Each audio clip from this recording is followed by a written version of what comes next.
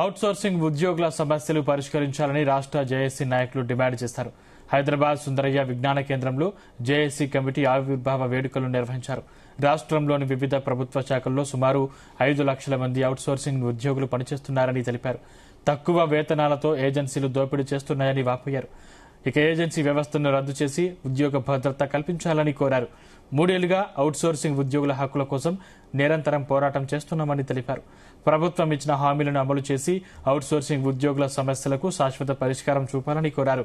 ప్రభుత్వం స్పందించకపోతే జిల్లా కలెక్టరేట్లను ముట్టడిస్తామని, రాష్ట్ర స్థాయిలో మహాధర్నాలు చేస్తామని జేఏసీ నాయకులు హెచ్చరించారు.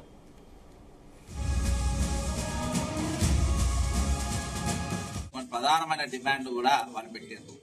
మరి ముఖ్యంగా ఏంటంటే మరి కాంట్రాక్టర్ విధానం, ఏజెన్సీ విధానం అని రద్దు చేయాలని, అంతేకాకుండా ప్రభుత్వం నేరుగా అవుట్సోర్సింగ్ ఉద్యోగాలకు వేతనాలు చెల్లించాలని, సుప్రీంకోర్టు తీర్పు ఏదైతే ఇచ్చిందో సమాన పని సమాన వేతనం అనేది ఈరోజు అవుట్సోర్సింగ్ ఉద్యోగులకు ఉద్యోగ భద్రత కల్పించాలని, ముఖ్యంగా కార్పొరేషన్ చేయాలనే ఒక డిమాండ్.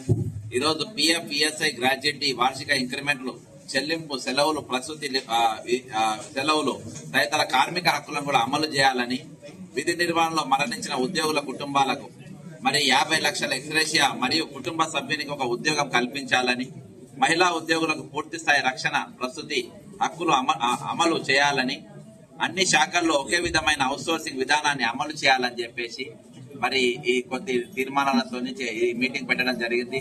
ముఖ్యంగా ఈరోజు ప్రభుత్వం ఏదైతే మరి వాళ్ళ హక్కులు ఉన్నాయో హక్కుల కోసం పూర్తిగా మరి నిలబడాలని చెప్పి, మరి వాళ్ళకి మాట ఇచ్చింది ఆ మాటపై నిలబడాలని చెప్పి, మరి ఈ రోజు రాష్ట్రంలో దాదాపు 4,800 అవుట్సోర్సింగ్ ఏజెన్సీలు ఉంటాయి. ఆ 4,800 అవుట్సోర్సింగ్ ఏజెన్సీలలో 4,300 ఏజెన్సీలు అక్రమాలు తేలినాయి ప్రభుత్వ విజిలెన్స్ లో. ఇవాళ ముఖ్యమంత్రి దగ్గర టేబుల్ పైన అది ఉన్నది. తెలంగాణ ప్రాంతంలో వెట్టి చాకిరి విముక్తి కోసం చాలా పోరాటాలు జరిగినాయి. ఇక్కడ ఇప్పుడు మళ్ళీ అదే వెట్టి చాకిరి విముక్తి పోరాటంలో భాగంగానే ఈ అవుట్ సోర్సింగ్ సంఘం ఇది 3వ వార్షికోత్సవం జరుపుకుంటున్నది. దీనిలో ప్రధానంగా ఏంటంటే కాంగ్రెస్ మేనిఫెస్టోలు అధికారంలోకి రాక ముందు వాళ్ళు మేనిఫెస్టోలో పెట్టినటువంటిది అయితే ప్రధానమైన డిమాండ్ ఏజెన్సీలను తీసేసేయాలనేది. దొంగలు దొరికిండ్రు, 4,300 ఏజెన్సీలు దొంగలని తేలిండ్రు.